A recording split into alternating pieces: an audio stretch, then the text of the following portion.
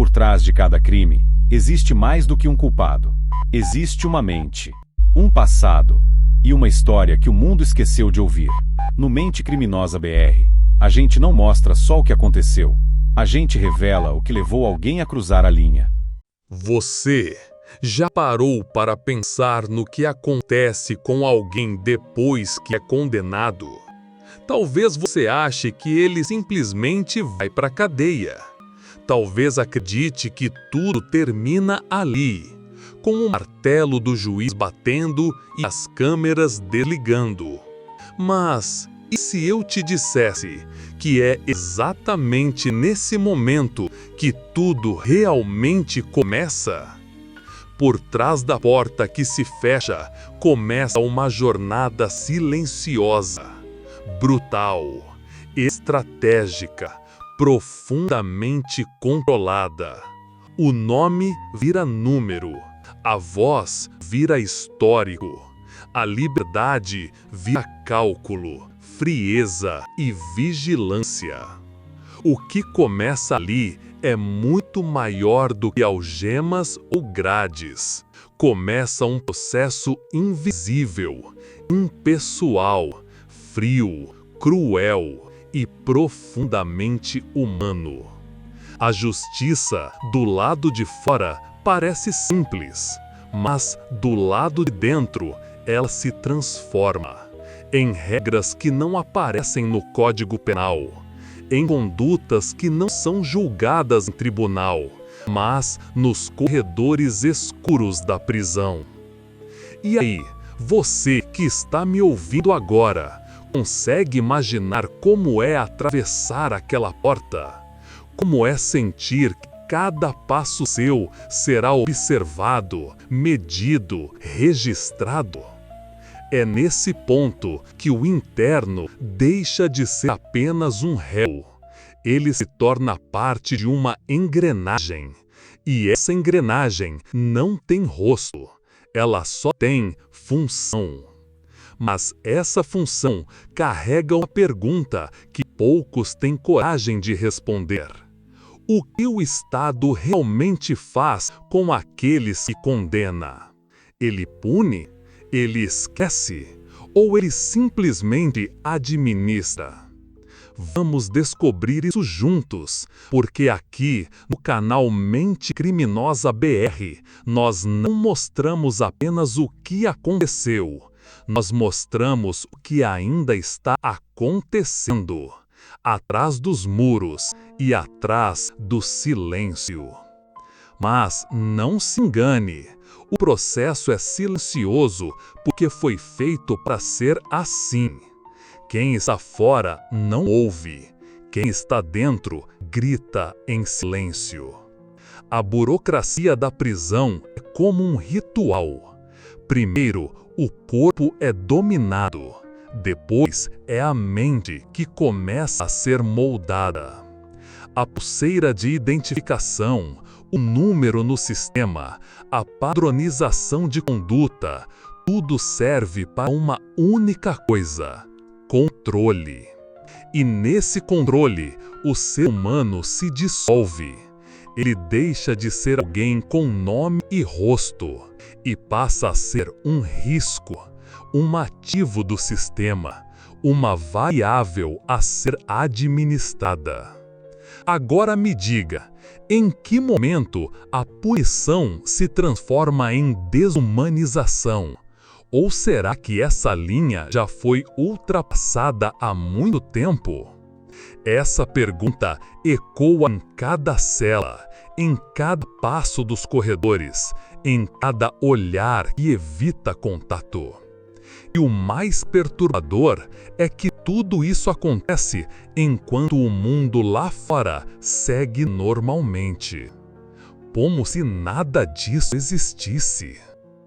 Você consegue imaginar como é a primeira noite atrás das grades, quando a porta de ferro se fecha e o som ecoa no peito como um anúncio de que o mundo mudou para sempre?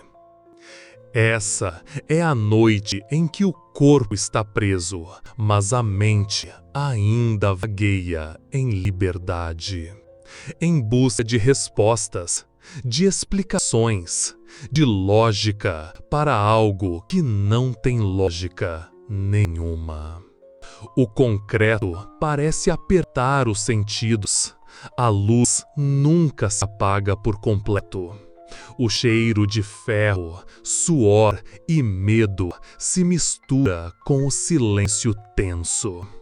O interno ainda não sabe onde ficará. Não sabe com quem dividirá o espaço. E talvez nem saiba se vai acordar no dia seguinte. A triagem é uma espécie de purgatório, um entrelugar, uma pausa tensa antes da sentença ser, de fato, cumprida. Ali, ele passa por procedimentos de identificação, revista, exame clínico e análise jurídica. Tudo é frio, mecânico, sem espaço para a emoção. A primeira noite é também um teste para o interno, para os servidores e para o sistema. É ali que começam os sussurros, as promessas, as ameaças veladas. É ali que nasce o primeiro vínculo com a nova realidade. E não há como voltar atrás. Você já se perguntou o que sente alguém ao deitar em um colchão fino, cercado por grades, vigiado por câmeras, cercado por homens armados e pensamentos piores ainda? Essa é a triagem, onde não se está totalmente dentro, mas já não se está mais fora. Durante a triagem, o tempo tem outro ritmo. Cada minuto parece uma eternidade. Os sons são diferentes. Portões que se fecham, passos ecoando, ordens secas, vozes que falam pouco e observam muito. A cela de triagem é onde muitos enfrentam o primeiro contato com a perda de identidade. Roupas trocadas por uniformes, pertences apreendidos, a individualidade começa a se dissolver. Ali dentro, qualquer detalhe importa. Um olhar demais, um silêncio prolongado, tudo pode ser interpretado como fraqueza ou ameaça. E é também ali que o interno começa a entender que sua liberdade não foi apenas restringida fisicamente, mas mentalmente, socialmente, existencialmente. Você já pensou que talvez o pior castigo não seja estar preso, mas perceber que ninguém está vindo te buscar? É nesse momento que muitos desmoronam por dentro e ninguém vê. Quando você pensa em um presídio, talvez imagine que todos os presos são tratados da mesma forma. Mas a verdade é que existe um sistema frio, técnico e minucioso por trás de cada locação de cela. Cada decisão sobre onde colocar um interno envolve riscos, envolve análise de perfil e sim, envolve cálculo humano. O que define onde o preso vai ficar não é só o crime que ele cometeu, é o que ele representa dentro daquele ambiente fechado. Ele será analisado por uma equipe técnica, psicólogo, assistente social, representantes jurídicos e administrativos. Vão avaliar seu passado, sua história, seus vínculos, sua capacidade de convívio. Vão verificar se há antecedentes disciplinares, histórico de violência, envolvimento com facções. Cada resposta errada pode ser uma sentença dentro da sentença. Cada silêncio pode ser lido como ameaça. E aí entra o conceito mais temido de todos, o RDD, Regime Disciplinar Diferenciado. Se o preso for classificado como de alta periculosidade, ele pode ser isolado, ficar 22 horas por dia trancado, sem visitas, sem contato, sem humanidade. Mas o RDD não é o único destino. Há setores de observação, alas psiquiátricas, alas específicas para crimes sexuais, setores de segurança máxima e blocos de trabalho forçado. Tudo depende de como ele é lido pelo sistema, e o sistema não perdoa falhas de leitura. Você que está ouvindo isso agora, já parou para imaginar como seria ser avaliado por uma máquina que vê risco onde você vê sobrevivência? A comissão técnica tem poder, e com esse poder define se o preso será mantido sob observação especial, se poderá trabalhar, estudar ou se será isolado por tempo indeterminado. Mas nem tudo é previsível. Às vezes, o sistema falha, avaliações são feitas com pressa, informações são omitidas e decisões erradas custam caro. Colocar um preso comum ao lado de um líder de facção pode desencadear conflitos, agressões, mortes. Por isso, a classificação é também uma forma de sobrevivência institucional, de antecipar o caos. E mesmo assim, o caos escapa, porque onde há seres humanos em confinamento, há tensão, e onde há tensão, há riscos. Você já parou para imaginar quantos conflitos o sistema evita por dia e quantos ele não consegue conter? Essa é a prisão por dentro, onde tudo é risco e onde qualquer decisão errada pode ser a última. Enquanto a maioria das pessoas acredita que a justiça termina com a sentença, existe uma engrenagem oculta que começa a girar justamente quando o veredito é dado. O nome dela é Processo de Execução Criminal, o PEC. Ele é o verdadeiro maestro da pena, a linha do tempo que define tudo, cada mudança de regime, cada benefício, cada infração, cada avanço ou retrocesso. O PEC é atualizado constantemente, como se fosse um diário jurídico. Ele não julga, mas registra. Ele não decide, mas determina. Sem ele, o interno não progride. Sem ele, nada se move. É com base nesse processo que se concedem saídas temporárias, redução de pena por trabalho ou estudo, progressão de regime e livramento condicional. Mas não pense que esse processo é simples. Ele exige atenção. Exige que o interno jogue conforme as regras, ou será penalizado com atrasos, regressões, restrições. Esse documento, apesar de técnico, carrega o peso de uma existência privada de liberdade. Você já imaginou ter sua vida controlada por uma planilha, por uma rotina preenchida a lápis, carimbada com sangue frio e decidida à distância? Isso é o PEC, a burocracia que alimenta o cárcere e que, muitas vezes, condena 2 vezes. Mas não se engane, o PEC é mais do que um documento.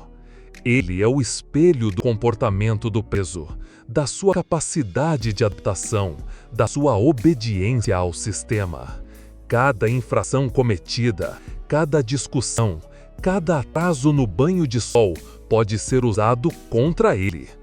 O PEC registra tudo, com datas, horários, assinaturas, protocolos. E se há um erro, a consequência é imediata: regresso de regime, perda de benefícios, recolhimento de direitos. O PEC não esquece e não perdoa. E sabe o que é mais perturbador? O interno nem sempre entende o que está sendo anotado, o que está sendo decidido sobre ele.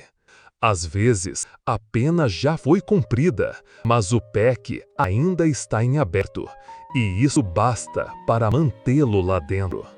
Você que está ouvindo agora, já pensou em ter sua liberdade nas mãos de um sistema onde a burocracia pesa mais do que a justiça?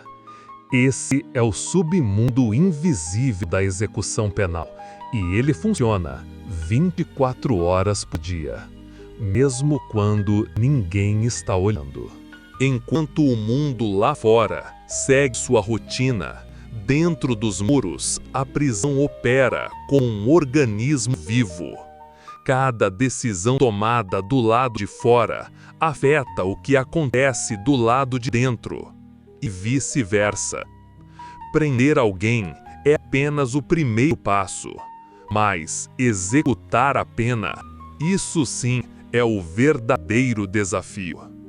É preciso controlar, mediar conflitos, prevenir fugas, gerenciar facções, distribuir celas, monitorar visitas, lidar com denúncias falsas e verdadeiras, garantir o mínimo de dignidade mesmo em meio ao caos. Tudo isso precisa acontecer sem falhas, porque uma falha custa vidas.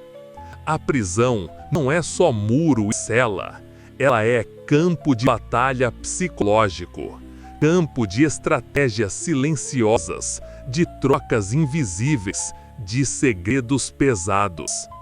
E você que chegou até aqui já entendeu que a mente criminosa não se apaga com uma sentença. Ela sobrevive, se adapta, evolui. E cabe ao Estado acompanhá-la, controlá-la e, quem sabe, reintegrá-la. Mas a pergunta que fica é: estamos preparados para isso? Ou só empurramos o problema para trás de uma porta de ferro, torcendo para que ele nunca volte? No Mente Criminosa BR, a gente não torce, a gente mostra. E o que você viu até aqui é só o começo.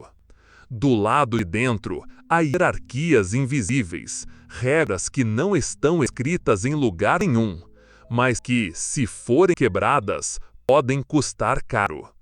Os internos não vivem apenas sob as regras do Estado, vivem sob as regras do crime, da convivência, da sobrevivência.